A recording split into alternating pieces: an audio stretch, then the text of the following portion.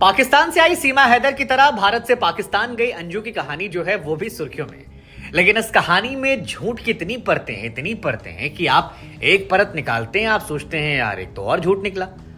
मतलब कोई कितना झूठा हो सकता है, उसकी पराकाष्ठा अंजू जी है। और अंजू के बारे में एक खबर और फैल रही थी कि ये अंजुमन है, मुस्लिम समुदाय से आती हैं जो पाकिस्तान नसरुल्लाह से मिलने गई हैं। लेकिन अब ये भी हम आपको क्लियर कर दें कि ये मुस्लिम समुदाय से नहीं आती हैं, ये हिंदू समुदाय से ही हैं। मूलतः यूपी के बलिया के पास रहने वाली हैं, राजस्थान के अलवर में रहती थी और यहाँ से पति को जयपुर बताकर ये गई थी कि मैं जयपुर जा रही हूँ जी, एक सहेली है उससे मुलाकात करनी, थोड़ा पीस ऑफ माइंड चाहिए मुझे। और पति को इन्होंने आधे रास्ते तक बेवकूफ़ बना के रखा था कि मैं व्हाट्सएप पे बात कर रही हूँ, हाँ जी बढ़िया है जी, पहुँच गई हूँ जी, खाना खा लिया जी, सहेली मिल गई जी।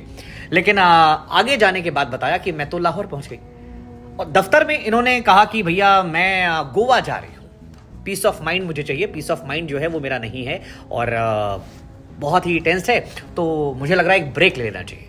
लेकिन जब इनकी कहानी सोशल मीडिया पर एक्सपोज हुई तो एक एक करके सारे किरदार निकल कर आए और पता लगा एक दो नहीं बल्कि 7 बड़े झूठ इन्होंने बोले। बच्चे से, पति से, घर वालों से, दफ्तर वालों से, रिश्तेदारों से, पाकिस्तानी मीडिया से और अब इंडियन मीडिया से, एक करके सारे। तो जी झूठ नंबर 1 है वो है मैं जयपुर जा रही हूँ बाबू। अपने बाबू से कहा कि यार मैं जयपुर जा रही हूँ, व्हाट्सएप पे फोन पे कनेक्टेड रहूंगी। अरविंद इनके पति जो है क्रिश्चियन है और कई सालों से साथ में थे, इनका बच्चा भी है। लेकिन मोहतरमा जो है वो धोखा देने में मास्टर है और मास्टर पना इनका सबसे बड़ा निकल कर आता है अपने हस्बैंड और अपने बच्चे को बताए झूठ में। 20 जुलाई को इन्होंने अपने हस्बैंड और अपने बच्चे से कहा कि मैं जयपुर जा रही हूँ एक सहेली के पास, वहां कुछ दिन रहूंगी, आप लोगों से कनेक्टेड रहूंगी और आप लोग को टेंशन लेने की जरूरत नहीं है। और इसकी प्लानिंग ये बीते 2-2.5 साल से कर रही थी। सीमा हैदर इनके मामले में गड़बड़ कर दिया और इनकी प्लानिंग बहुत तगड़ी थी। तो झूठ नंबर 1, बस सीमा और इनमें अंतर ये है कि सीमा ने अवैध तरीके से जो किया, इसको उन्होंने वैध तरीके से किया। नसरुल्लाह से कहा तुम उधर से करो, इधर से मैं मैनेज करती हूँ, दोनों मामला सेट हो जाएगा और कोई जान नहीं पाएगा, मैं जाऊंगी पाकिस्तान घूमूंगी लौट आऊंगी। झूठ नंबर 2 इनका तब निकल कर आया जब सीमा हैदर वाली खबर के हाईलाइट होने के बाद पाकिस्तान में मीडिया जो है उसने खबरें चलाई कि भारत के राजस्थान से भी एक महिला है जो पाकिस्तान अपने प्रेमी, अपने आशिक से मिलने आई है। इस समय तक इनके पति को इस बारे में कोई जानकारी नहीं थी। वो ये मानकर बैठे थे कि मोहतरमा जो है वो यहीं पर हैं और जयपुर में अपनी किसी सहेली के साथ है, क्योंकि लगातार व्हाट्सएप पे वो लगी पड़ी थी। बेटा भी अपने मम्मी से मम्मी कैसी हैं बात कर रहा था और ये दोनों को मैनेज के बैठी थी। लेकिन जब पाकिस्तान मीडिया की खबर हाईलाइट हुई और उसके बाद पूछताछ शुरू हुई तो इनके पति ने कॉल किया और उस पति के कॉल में निकल कर आया कि भैया मैं तो लाहौर में हूँ। हालांकि ये भी झूठ था, ये लाहौर में नहीं थी, ये चली गई थी खैबर पख्तूनख्वा, वहां पर किसी गाँव में जहां पर नसरुल्लाह साहब जो है वो इनको।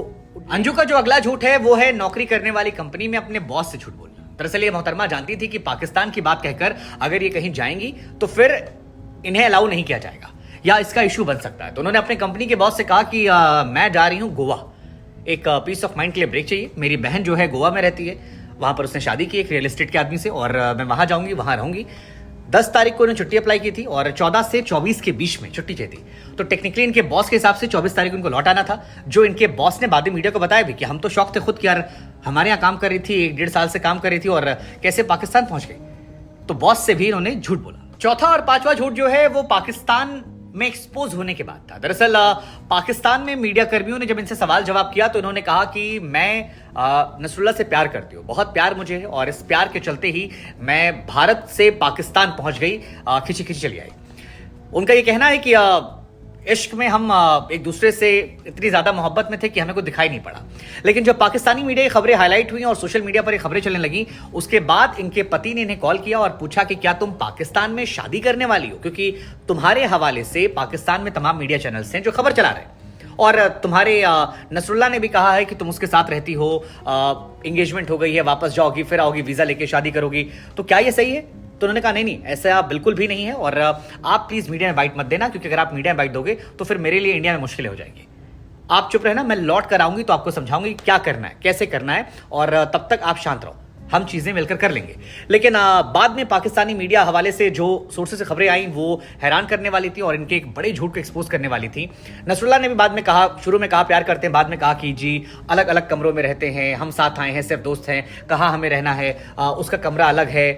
अब लोग इतने बेवकूफ, इतने मासूम तो नहीं है जितना इन दोनों ने दुनिया को समझ रखा है। लेकिन ये वाली कहानी जो है ये भी इनके झूठ को एक्सपोज करती और डिफाइन करती है। और छठा और सातवां झूठ जो है वो पाकिस्तान की सरकार को और वहां के पुलिस को बोला।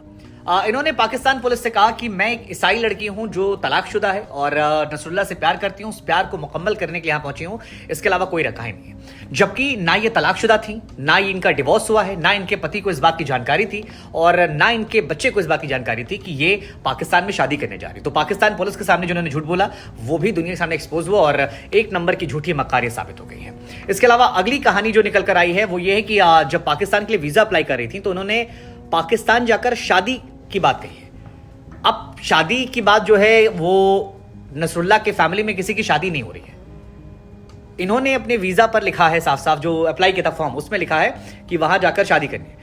अब शादी अटेंड करनी है, शादी करनी है, ये क्लियर नहीं है, लेकिन क्योंकि नसरुल्लाह के घर के इर्द गिर्द किसी की शादियां नहीं हो रही हैं, ऐसे में ये सवाल फिर बड़ा हो गया कि पाकिस्तान पुलिस को झूठ बोलना कि मैं तलाकशुदा महिला हूं, इंडिया में झूठ बोलना, मतलब दोनों देशों में इन्होंने इतने झूठ बोले हैं कि दोनों अधिकारी वापस से मिलकर कह रहे हैं कि यार तुम रख लो, और इतना बड़ा झूठा कोई कैसे हो सकता है। ये बहुत बड़ा झूठ है। पाकिस्तानी एम्बेसी से, पाकिस्तान इंडियन एम्बेसी से, अपने हस्बैंड से, अपने बच्चे से, अपने दोस्तों से, और केवल नसरुल्लाह और इन्हें एक दूसरे का सच पता था और अब दोनों दुनिया के सामने बैडली। खैर जाते थे, मैं आपको बता देंगे 16 साल पहले इनकी शादी हुई थी। अरविंद मूलतः क्रिश्चियन हैं, ये मोहतरमा मूलतः हिंदू हैं और 16 साल से साथ रह रहे थे। बीते 2 सालों से इनका रिश्ता जो है फेसबुक के जरिए नसरुल्लाह से शुरू हुआ था और उसके बाद की कहानी जो है धीरे धीरे सोशल मीडिया, टीवी, अखबारों के जरिए सामने आ गई है। फिलहाल इंडियन एजेंसियां जो हैं इनको लेकर सतर्क हैं। जैसे ही वापस से लौटती है, 29 तारीख को शायद इनकी वापसी है, तो इनका स्वागत जो है पहले इंडियन गवर्नमेंट करेगी, जहां पर इनसे पूछताछ की जाएगी सुरक्षा एजेंसियों के जरिए। उसके बाद जो पूछताछ है वो की जाएगी इनके हस्बैंड और बाकी लोगों से। लेकिन कुल मिलाकर मोहतरमा के झूठ की लंबी फहरिस्त फिलहाल इन्हें चर्चा केंद्र में ले आई है।